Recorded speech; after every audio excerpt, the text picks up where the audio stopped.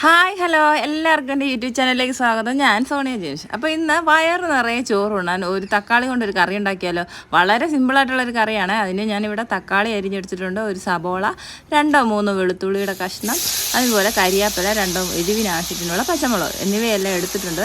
ഒരു പാത്രം അടുപ്പിലേക്ക് വെച്ച് കൊടുക്കുക. അതിനുശേഷം അതിലേക്ക് അല്പം വെളിച്ചെണ്ണ ഒഴിച്ച് നമ്മൾ അരിഞ്ഞു വെച്ചിരിക്കുന്ന എല്ലാ സാധനങ്ങളും അതിലേക്ക് ചേർത്ത് കൊടുക്കുക.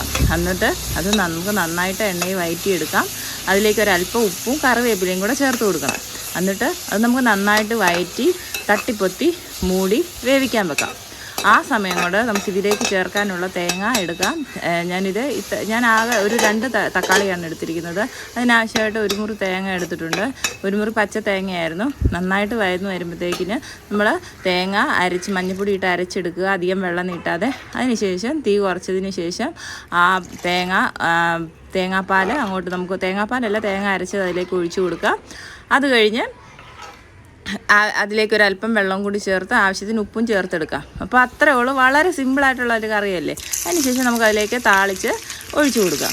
വളരെ ടേസ്റ്റിയും വളരെ സിമ്പിളുമായിട്ടുള്ളൊരു തക്കാളിയുടെ കറിയാണ്. ഒരു പറ ചോറുണ്ണാൻ, വയറ് നിറച്ച് ചോറുണ്ണാൻ ഈ തക്കാളിക്കറി ഒരു ഫിഷ് ഫ്രൈയും കൂടെ ഉണ്ടെങ്കിൽ അത് മാത്രം മതി.